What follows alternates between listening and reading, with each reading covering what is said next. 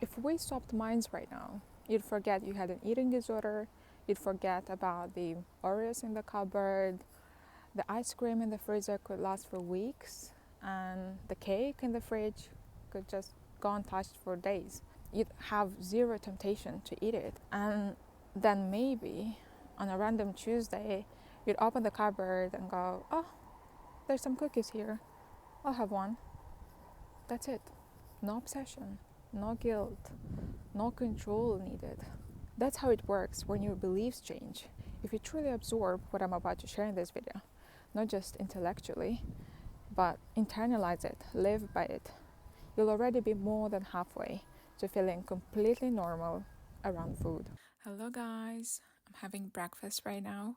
I know you've been waiting for this video, so I'm not gonna waste any time and get right into it. This is a spectrum of disordered eating. On one end, we have loss of control, and on the other, we have over control. In the middle, it's the sweet spot of normal eating. On the right, we have bulimia, binge eating, overeating or emotional eating, and on the left, we have orthorexia, which is an obsession with clean, healthy eating, and then restrictive eating and anorexia. I personally struggle with all of them except anorexia, though in 2017 I was close to developing it, but I guess because of life events, I went to the opposite extreme instead.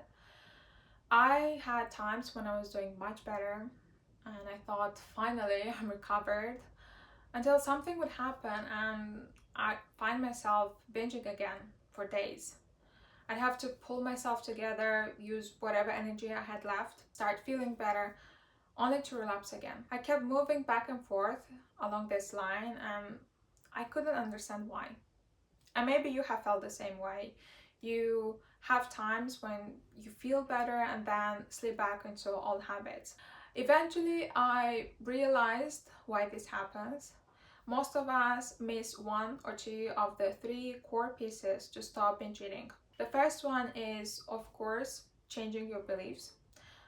This one makes up about 70% of recovery, even more, but the other two are also important. The second one is basic brain science.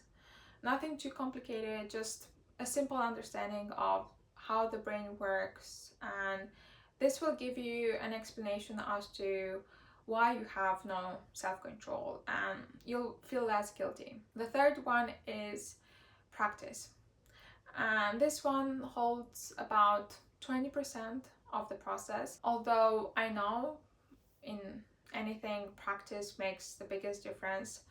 I'm not saying this is not as important, but when someone has a strong belief, they don't need as much practice. And there are people that struggle with their mindset and they need to do something over and over again until it clicks for them.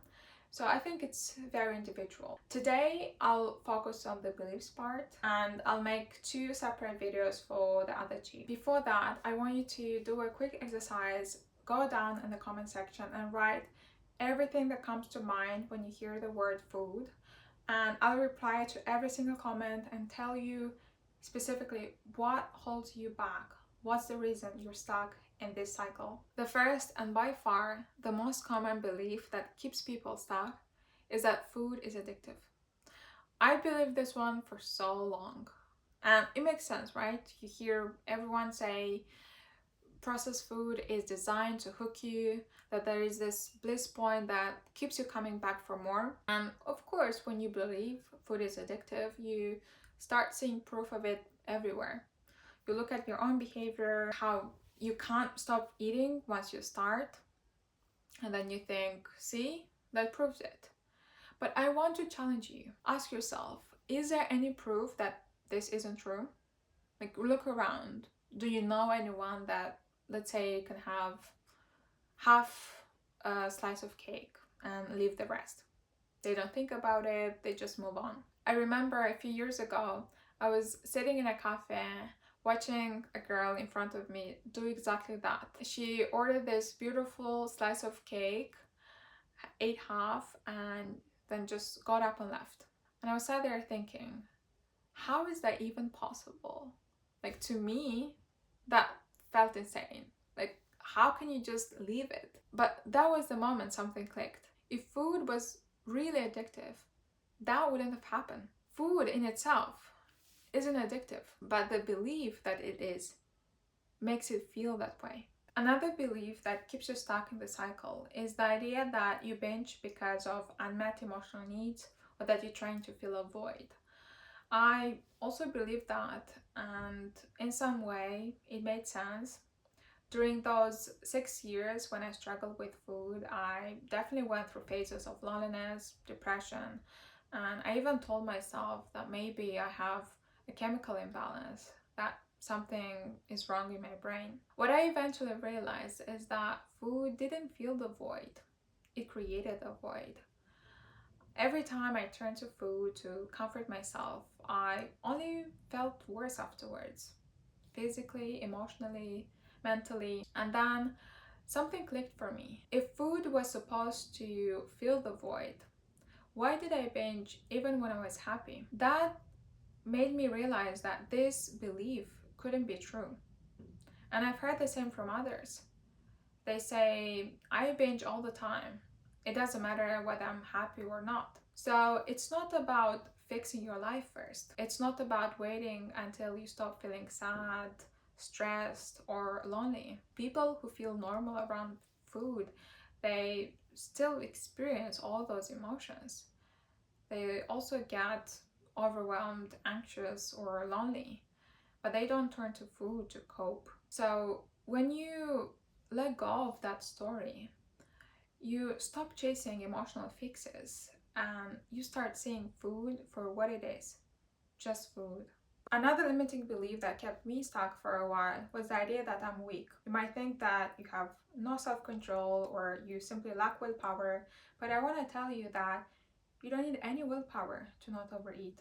I personally don't use any willpower. I just eat until I feel good and I stop. There's no push and pull, there's no mental chatter. What's really happening is that your brain has learned a pattern that's been reinforced over time. In my next video, when I talk about brain science, I'll explain why you experience that strong pull to overeat. It's not about willpower, it's simply how the brain works. When you understand that, everything changes.